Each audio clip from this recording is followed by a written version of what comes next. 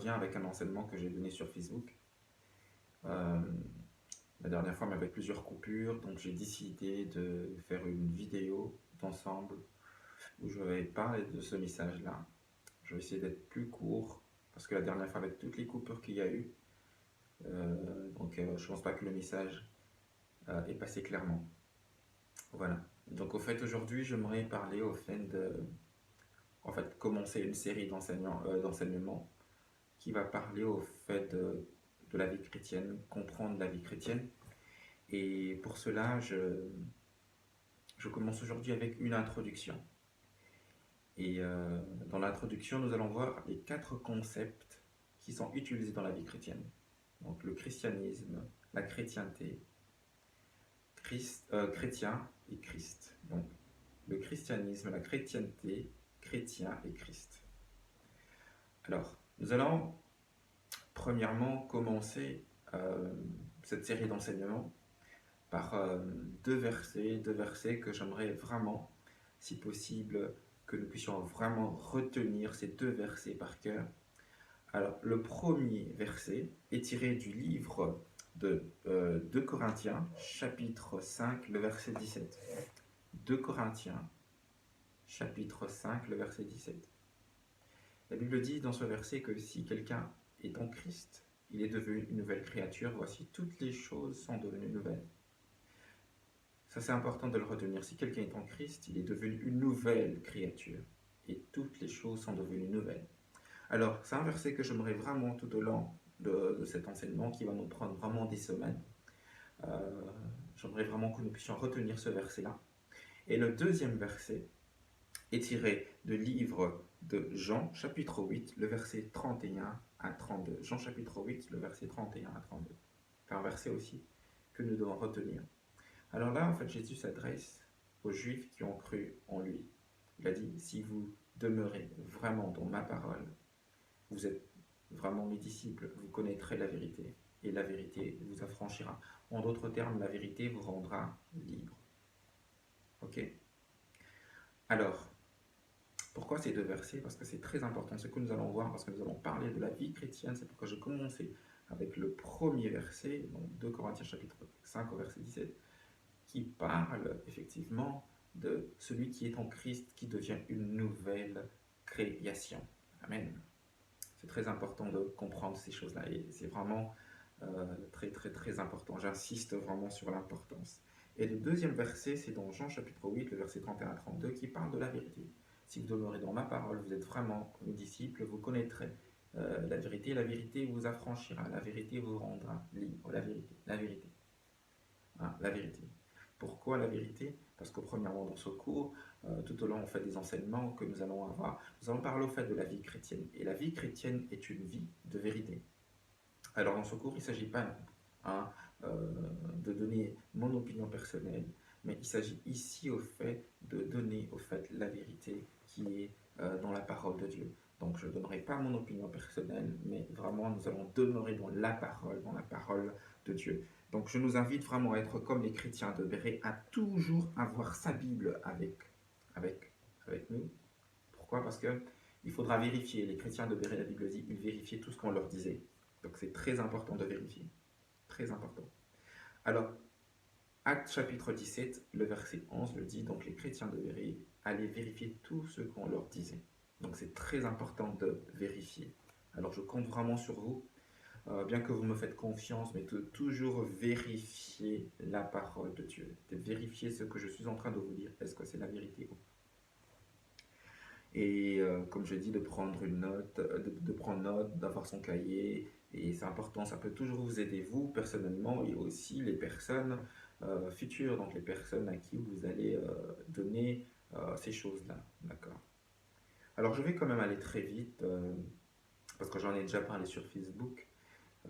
Ceux qui ne sont pas connectés sur mon Facebook, ils peuvent toujours aller Marcelin Macandalé sur Facebook, vous allez retrouver ça. Et aussi Marc de tirer d'en bas. Lélé, ça c'est mon Instagram. Donc Marc, M-A-R-C, de tirer en bas, L-E-L-E. Alors là, vous pouvez aller sur Instagram Et mon compte YouTube, c'est pareil. Donc, c'est Marcelin Makanalele. Donc, si vous tapez Marcelin Makanalele, vous tombez sur mes vidéos. J'en ai pas plein, mais vous êtes sur mon compte YouTube. Voilà. Alors, les 4 concepts que nous allons parler aujourd'hui, donc christianisme, chrétienté, chrétien et Christ. Le christianisme, premièrement pour commencer, le christianisme est la première plus grande religion monothéiste dans le monde. La première plus grande religion monothéiste dans le monde. Le christianisme existe, disons, depuis 150 ans après Jésus-Christ, 150 ans après Jésus-Christ. Alors le christianisme est un langage humain, le christianisme n'est pas biblique, le christianisme c'est une religion et la religion n'a rien à voir avec la vie chrétienne. Il se peut que quand vous avez accepté le Seigneur Jésus-Christ, on vous a dit que vous avez adhéré à une religion. Le christianisme n'est pas, disons, le christianisme est une religion, mais la chrétienté que nous allons voir juste après, donc la vie normale d'un chrétien, n'est pas une religion, c'est une vie d'intimité avec le Seigneur. D'accord? Alors, le christianisme, la première branche du christianisme, c'est le catholicisme romain. Le catholicisme romain existe vraiment depuis vraiment très très très longtemps, hein, depuis très longtemps, comme je viens de le dire tout à l'heure, depuis 150 ans après Jésus-Christ. Et ensuite, il y a eu plusieurs branches suite, disons, la première réforme avec Martin Luther. Il y a eu le protestant, disons, les protestants qui sont nés de là. Après, et ainsi de suite, plusieurs autres euh, églises, disons, que nous connaissons aujourd'hui. Voilà, ça c'est un petit peu l'histoire en résumé, vraiment l'histoire du christianisme qui est une religion. Alors pour votre information, la religion revient que 4 fois dans la Bible, la religion. 4 fois dans la Bible. 4 fois. Donc, ce qui veut dire que notre vie chrétienne n'a rien à voir avec la religion, c'est vraiment au-delà de la religion. Alors, la vie chrétienne, disons, ça c'est le christianisme. Maintenant, nous allons voir le deuxième point, la chrétienté. La chrétienté, j'ai dit que c'était la vie normale d'un chrétien ou la vie chrétienne simplement. La vie normale d'un chrétien ou la vie chrétienne. Ok? Alors, ensuite, il y a le chrétien. Chrétien. Le mot chrétien revient 3 fois dans la Bible. 3 fois. 3 fois dans la Bible. Alors, la première fois que le mot chrétien revient, c'est dans Actes des Apôtres au chapitre 11, le verset 26. Actes des Apôtres, chapitre 11, le verset 26. La Bible dit que, après 1 an de formation, c'est à Antioche, pour la première fois que les disciples furent appelés chrétiens.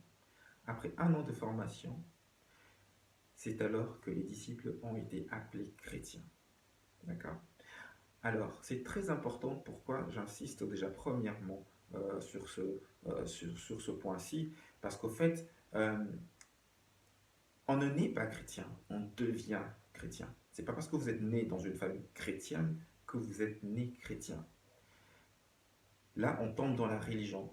La religion veut que si on vient d'une famille chrétienne, ou une famille, oui, voilà, parce qu'on parle du christianisme, disons de la vie chrétienne, et il y a le concept, donc le christianisme, un mot qu'on utilise souvent dans la vie chrétienne, c'est que quelqu'un qui est né au fait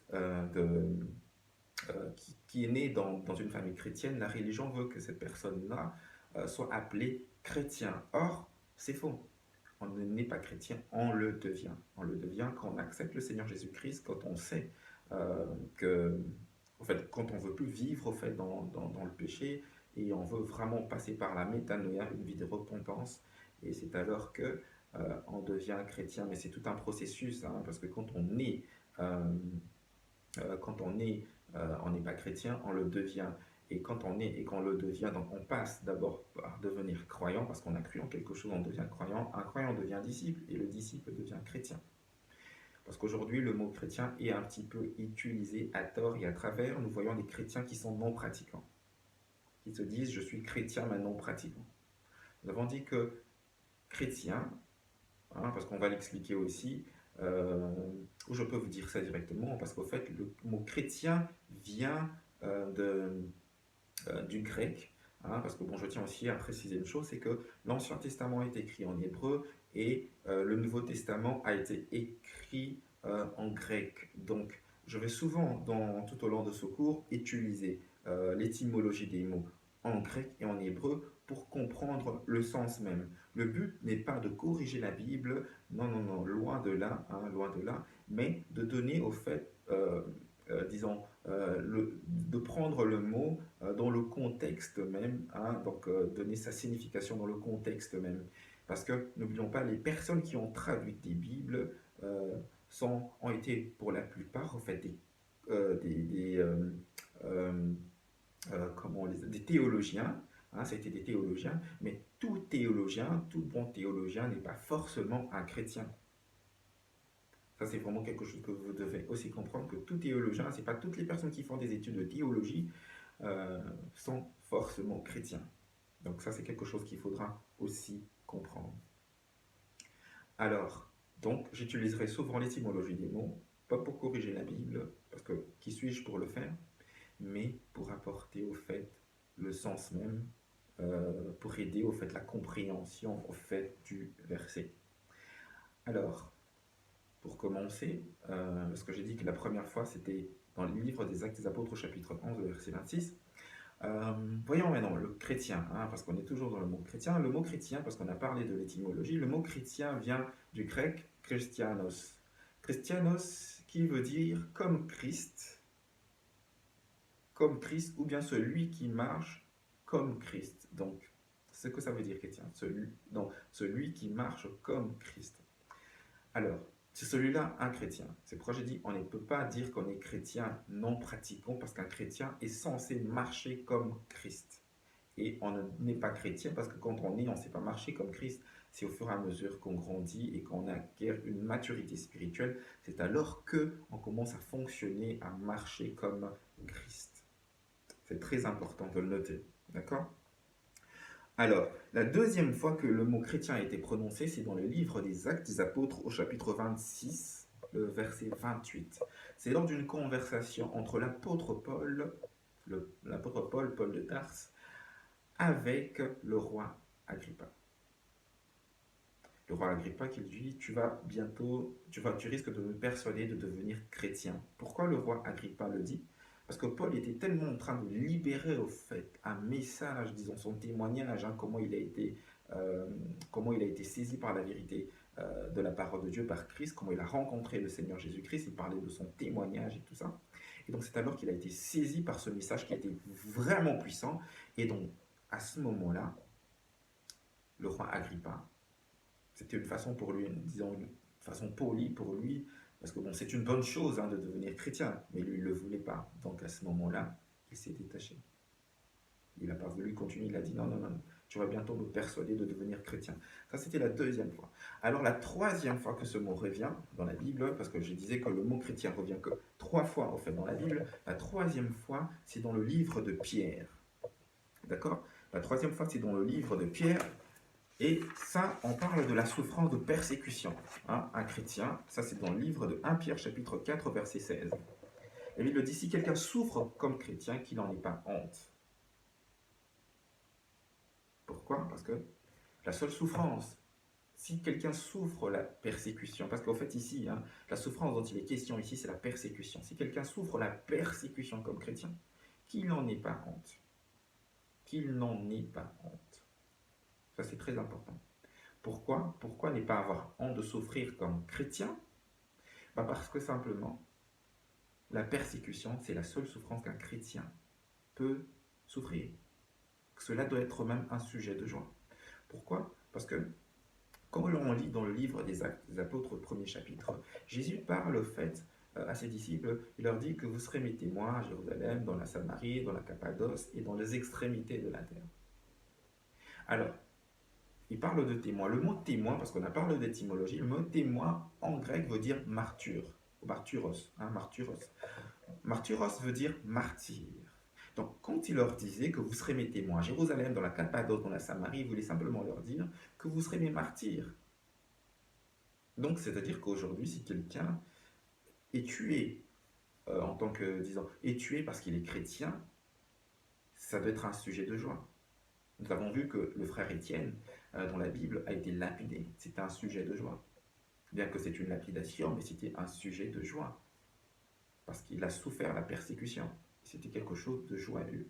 Ici, la persécution dont il est ici, parce que je ne trouve pas dans le détail dans ce verset-là, parce que quand il parle de témoignage, donc ce mot-là veut dire qu'à cause aussi de mon témoignage, vous serez des martyrs. Et la preuve en est, quand on regarde au fait dans la Bible, la majorité au fait de disciples de Jésus-Christ sont morts martyrs. Et aujourd'hui encore, à travers le monde, il y en a beaucoup. Alors déjà ici, la bonne question à se poser, est-ce que vous êtes prêt à être témoin de Jésus, à être martyr de Jésus-Christ? À être témoin de Jésus-Christ.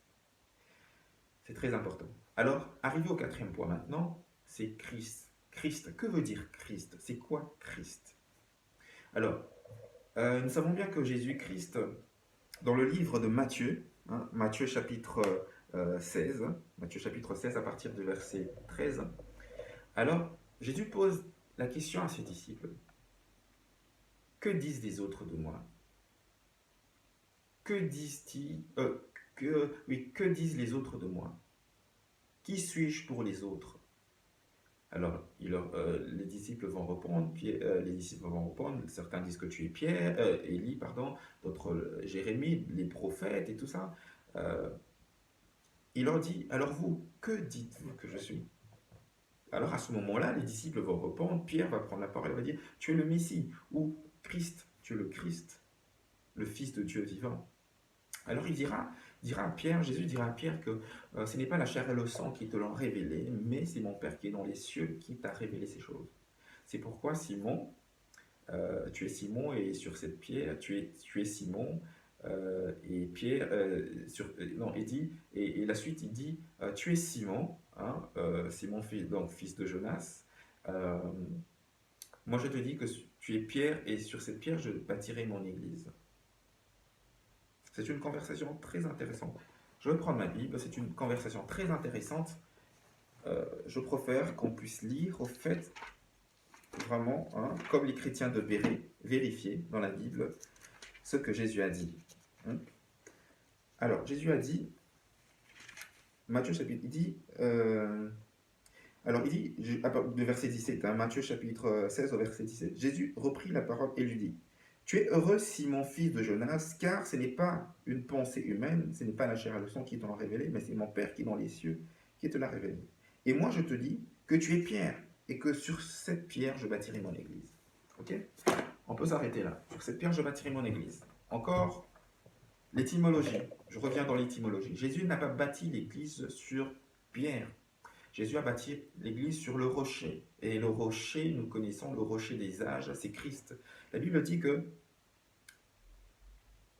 en fait, en d'autres termes, c'est que Jésus est en train de dire à Pierre, c'est que tu es Pierre, et sur la révélation, sur le réma que tu as vu, je bâtirai mon église.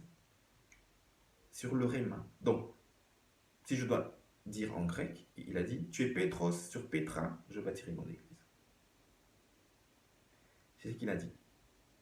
Alors, il s'est approprié un terme qui existait déjà, ecclésias, c'est un mot qui existait déjà, ça veut dire simplement assemblée, et donc Jésus a bâti son église. C'est pourquoi vraiment, j'aimerais insister, vraiment dire aux pasteurs de ne pas s'approprier l'église, parce que j'entends souvent dans les églises, les pasteurs disent mon église, l'église est à Christ, l'église n'est pas un être humain, et nous devons vraiment faire attention à ce langage-là, parce que l'église est l'église de Christ, et il a payé au fait un grand prix sur la croix pour son Église.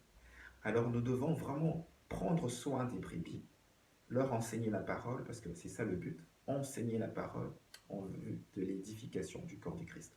Tout le monde doit arriver à maturité, tout le monde doit arriver à atteindre le niveau de maturité. La Bible dit qu'un héritier, dans Galates chapitre 4, le verset 1, qu'un héritier, aussi longtemps qu'il demeure un enfant, il n'est pas différent d'un esclave. Et ça, c'est pas la volonté de Dieu. Il y a tellement des promesses. La Bible, l'Ancien et le Nouveau Testament, ce sont des testaments et c'est la volonté du testataire. Dieu veut que nous puissions jouir de la vie Zoé, de la vie du royaume des cieux, la vie du royaume des cieux ici sur la terre, donc manifester le royaume de Dieu ici sur la terre. C'est ce que Dieu veut pour ses enfants. Alors l'Église, c'est l'Église de Christ. Arrêtons de chasser les gens à l'Église. Vraiment, la Bible dit dans Ézéchiel chapitre 34, il faut paître les brebis avec sagesse. La sagesse, c'est pour bâtir. Et l'Église de Dieu doit être bâtie avec sagesse. Prends soin des brebis de Dieu.